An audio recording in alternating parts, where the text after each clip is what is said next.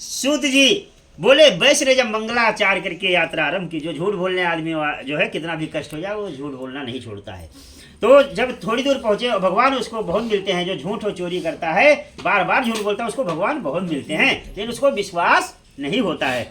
भगवान ने सोचा चलो इस साधु से फिर मिलते हैं। डंडी का भेष बनाकर उस साधु के पास पहुंचे और कहते हैं, हे साधु तेरे नाव में क्या है? तो डंडी कहता है, डंडी की बात सुनकर साधु कहता है, क्यों? धन लेने की इच्छा है? मेरे नाव में बेल पत्ते भरे पड़े हैं। साधु ने कहा, तेरा ही वचन सत्य हो। ऐसा कहने जब उसका कठोर वचन सुनकर उन्होंने ऐसा कह दिया और वो जाके कुछ दूर ही समुद्र के किनारे बैठ गए। डंडी के जाने पर वैश्य ने नित्य क्रिया करने के बाद जब नाव को ऊंची उठी देखा तो अचंभा किया और जाके देखा तो बेल पत्ते उसमें भरे पड़े हुए हैं। वो मूर्छित हो गया और रोने लगा। तो उसका दामाद कहता है, आप रोए ना, शोक ना करें, हमको डंडी के पास चलना चाहिए क्योंकि ये डंडी का श्राप है। तो ये थोड़ी दूर गए, जाके ही सत्यनारायण भगवान बैठे थे और वहाँ पहुँचे, उनको नमस्कार किया और हाथ जोड़कर उनसे प्रार्थना की और कहा, जो मुझसे भूल हुई है आप उसे क्षमा करें, हमारे नौका में धन धान जो है उसको भर दें।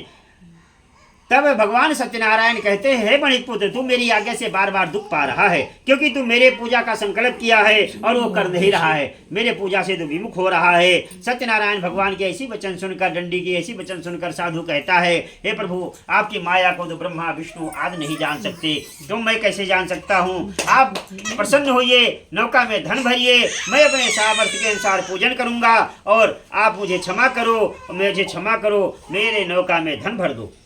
उसके भक्ति वचन सुनकर जो है भगवान प्रसन्न हुए और उसकी इच्छा अनुसार वरदान देकर वहां से अंतर्ध्यान हो गए। जब वो नाव आके देखा, वैसे तो उसका नाव धन से परिपूर्ण है, फिर भी उसने वहां मानसिक रूप से भगवान सत्य का पूजन किया और वहां से फिर दोनों चल दिए। जब नगर के समीप पहुंचे तो दूत घर गया।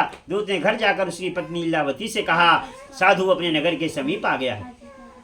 उस समय जो लीलावती पूजन कर रही थी सत्यनारायण की, तो पूजा करते करते वो अपने लड़की कलावती से कहती है, हे बेटी, मैं अपने पति के दर्शन को जाती हूँ, तो कार्य पूर्ण करके आना।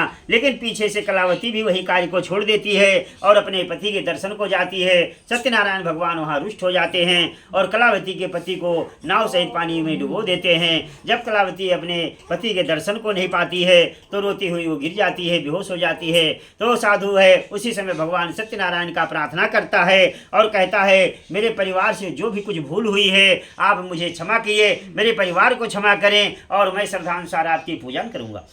सत्यनारायण भगवान उसी प्रसन्न हुए, आकाशवाणी हुई, हे साधु, तेरी जो कन्या है मेरे प्रसाद को, मेरे पूजा कार्य को छोड़ कर आई है, घर जाके ये कार्य करके और प्रसाद ग्रहण करके आए तो इसका पति अवश्य मिलेगा। और उसी समय वो अंतर ध्यान हो गए। वहाँ से कलावती अपने घर गई, सभी सत्यनारायण का जो पूजन था, व्रत था, वो सभी कार्यक्रम उसने किया और वापस आई तो अपने पति का उसने दर्शन किया और सभी वैश्य परिवार खुशहाली से उस दिन सत्यनारायण का व्रत किए, कथा किए और पूजन किए और उसके प्रभाव से अनेक प्रकार की जीवन में खुशहालियाँ आईं और पूर्णिमा संक्रांति को सत्यनारायण का पूजन करने लगा। इस लोक का सुख भोगकर अंत समय वो वैकुंठ धाम को गया। इसी सत्यनारायण व्रत कथा बोले सत्यनारायण भगवान की।